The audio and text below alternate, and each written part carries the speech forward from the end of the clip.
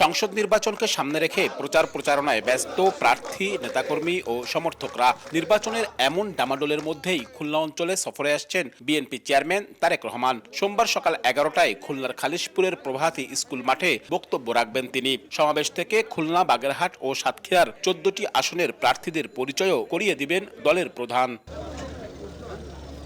তারেক রহমানের সফর উপলক্ষে সাজ রব খুলনায়। নেতাকর্মীরা ব্যস্ত সময় পার করছেন প্রস্তুতি ও নানা আয়োজনে। এ উপলক্ষে নানা কর্মসূচিও হাতে নিয়েছে বিএনপির বিভিন্ন অঙ্গ সংগঠন। 22 বছর পর চেয়ারম্যান সাহেব আমাদের খুলনায় আসেন, এটা নেতাকর্মীদের একটা তাকে কাছ থেকে দেখার একটা যে পাওয়া, এটা আসলে আপনাকে বলে বোঝানো যাবে না। সকলেই আনন্দ উদ্বলিত। আমরা অপেক্ষার প্রহর গুনছি কখন আমাদের প্রিয় নেতা জনাব তারেক রহমান খুলনায় আসবেন। আমরা তার কাছ থেকে দিক নির্দেশনা নিয়ে এবং তার পরিকল্পনা তার কাছ থেকেই শুনে সমগ্র খুলনায় ছড়িয়ে দিতে চাই।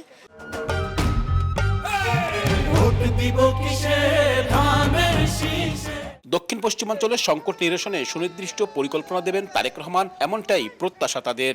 তারেক রহমানের বক্তব্যের মধ্য দিয়ে খুলনার 6টি আসনে আমরা বিজয়ের মাধ্যমে যে ভূমিধস বিজয় আমরা অর্জন করব, ইনশাআল্লাহ তার মাধ্যমেই আগামী দিনে একটি গণতান্ত্রিক, বৈষম্যহীন, দুর্নীতিমুক্ত আধুনিক বাংলাদেশ গড়তে আমরা সক্ষম হব। আগামী দিনের যে বাংলাদেশ যাত্রা উনি শুরু করবেন, যার নেতৃত্ব হবে, উনি এই কাঙ্ক্ষিত উন্নয়নের লক্ষ্যে উনি জনগণকে আশ্বস্ত করবেন। আগামী দিনের তিনি বাংলাদেশের দায়িত্ব নেবে বলে সবাই আশা করছে, তাকে সম্মুখে সচক্ষে দেখতে চায়। সোমবার সকালে খুলনা সফর শেষে বিকেলে যশোর উপশহর মাঠে নির্বাচনী সমাবেশে বক্তব্য রাখবেন তারেক রহমান।